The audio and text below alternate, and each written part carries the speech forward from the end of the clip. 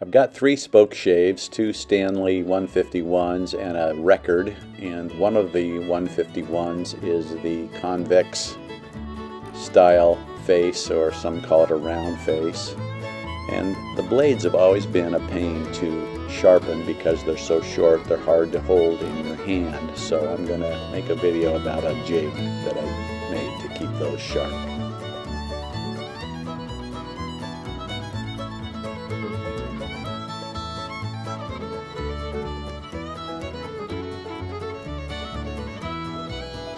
I had a great piece of black walnut. It was a ½ an inch thick and wide enough to serve as this jig. The blade on the 151 SpokeShave is about 2 1/8 inches wide. And so what I did is took this piece of black walnut and ripped it down to 2 1/2 inches in order to fit the width of the blade and also be plenty narrow enough to hold in my honing jig that will then roll over the sanding material to sharpen the blade. So here's the piece of walnut cut to 2 1/8. Then I put it in a tenon jig and cut a slot in it for the blade to fit in. The slot was just a hair wider than the thickness of the blade.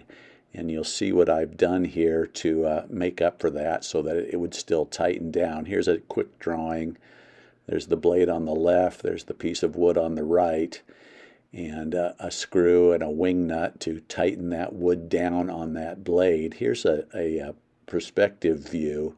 You can see what I did is cut 2 more very thin kerfs using my Japanese saw. You'll see that in a minute, to make this more squishable when you tighten the wing nut to capture that blade. The blade fits exactly the width, so if you put this jig on its side and press the blade down, it is held perfectly 90 degrees with the jig. Then once it's in the jig, you tilt it at 30 degrees and put it in your honing jig, and you can run it then over the surface and hone that 30-degree bevel. Here it is in real life. Here I am cutting it with my Japanese saw to add some depth to those 2 kerfs so that it becomes something that will clamp down with a lot of pressure once you tighten the wing nut on that screw. So I just kind of extended those kerfs just as much as I felt was necessary in order to get some springiness in that very stiff walnut. Then I used my block plane to just shave a 30-degree bevel in the end of the jig so that if it was tight or close against the sanding material or the sharpening stone, the wood wouldn't get in the way. And I made that bevel at 30 degrees just to make it easier on your eye when you're trying to adjust the bevel to 30 degrees. Then I went to the store, my favorite store where all the nuts and bolts are, and found a nice bevel-headed screw, 1/4 inch screw and a wing nut. I took the wood. Here I am drilling a pilot hole with a small bit. This walnut's really hard. Drilled a pilot hole, then I drilled a 1/4 inch hole to match the width of that screw that I bought, and then I used a countersink bit to countersink for the head of that screw so it would be relatively flush with the bottom part of the jig, and it worked really well, fit the screw perfectly. So then I just made this jig a little more comfortable for the hand. I cut off the back part of it, just cut a little bit of a radius in the back part of it using my bow saw, and made that just a little softer to hold on to. I took my block plane and just eased the sharp edges on that piece of wood, again, just to make it a little more comfortable in the hand. So I eased those just with a very small chamfer on both edges of that. I didn't want to wreck the flat surface because that's used to kind of register the blade parallel with the jig. But just clean this up a little bit, round it off the edges in order to make it just a little bit more comfortable in the hand. It's certainly not perfect, but it's definitely utilitarian, and why not make it a little more comfortable to use in the hand? And so that's what I did. Again, this is the exact width of the blade, so you just place this in your honing jig as you would like a plain blade. It's basically just made the SpokeShave blade into the length of a plain blade, and it goes together like that. Put the screw in the hole and tighten down the wing nut, and that's how it would work. So here I am now.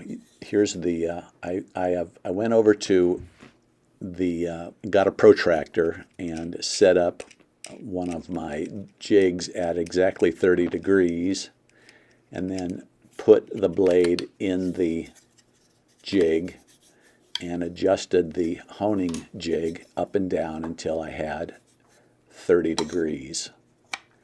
And then what I've done is just with a pencil marked where that honing jig meets the sharpening jig, and I'm just going to label that at 30 degrees so that anytime I stick one of my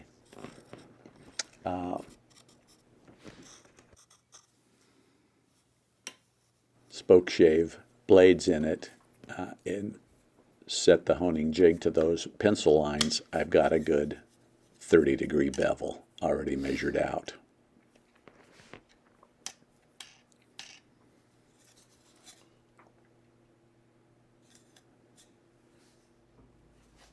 So here I am now using it. I've put the blade in the jig.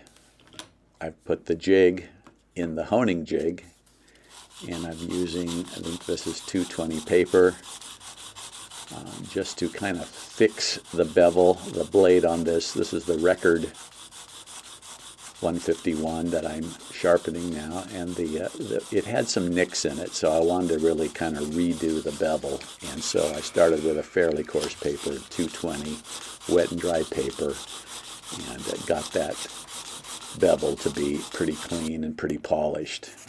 Just kept running that on there until I was happy with the bevel I got. This is at this point, mounted in this walnut jig, it's just the same as sharpening any plain blade.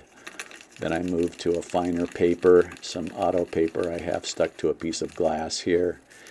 I can't remember what grit this is, but it's in the thousands, and this is even finer yet, this next piece. And then I transfer over to my diamond stone and finish this thing up on the diamond stone, get a nice polished edge. I'll tell you, SpokeShave, like any plane, like almost any tool, chisels included, sharpness is everything. And so to get this thing razor sharp, you'll see in a moment, it actually makes using one of these that are generally a pain to use, it actually makes using one of these a pleasure when they're sharp. There I am on the back side of that blade, just getting rid of the burr.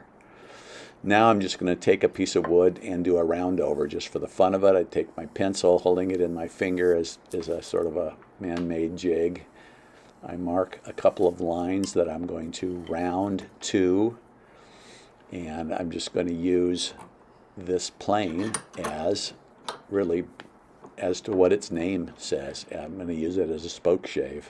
I'm going to use it to basically get a quarter round to on this piece of wood to match or come down to the point of these two pencil lines I've drawn, so I have an even spacing and I'll have a true quarter of the circle. And you can see it's taking nice shavings, very quickly gets down to a quarter round shape.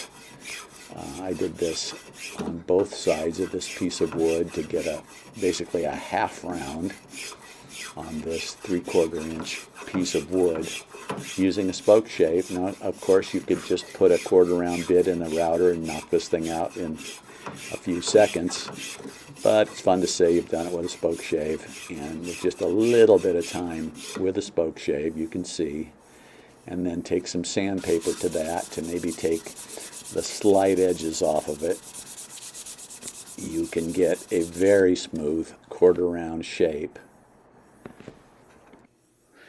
Then I mark the other side, again using my finger as a gauge. Make a couple of pencil lines on the edge of that piece of wood and round off the other sharp corner. And what I get now, instead of a quarter round, I get a half round on this piece of wood. Again, the SpokeShave is super sharp. This wood comes off of here very quickly, and maybe a little struggle there at the end. Some of the grain was a little nasty, but again, the sharpness matters, and it pulls its way through all of that tough grain. Just readjust this a little bit, finish up the last little bit of this half round.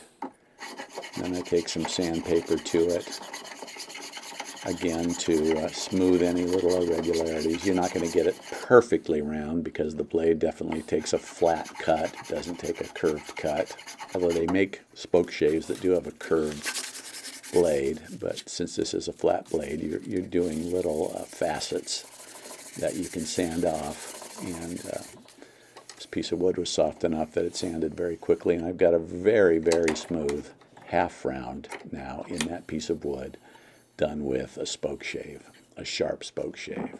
And here, just to show you that it can also work really like a plane, this is pretty rare to see a SpokeShave take shavings like this off of a 3/4 inch piece of wood. But I just slowed this down. The video isn't perfect, sorry for the flicker, but watch this 3/4 inch perfect shaving of wood come off of that piece of wood, because the blade is super sharp, adjusted with a very fine cut. So there you have it, sharpening SpokeShave blades for my little collection of 151s. Hope you've enjoyed this video. If you have, please subscribe, and thank you for watching.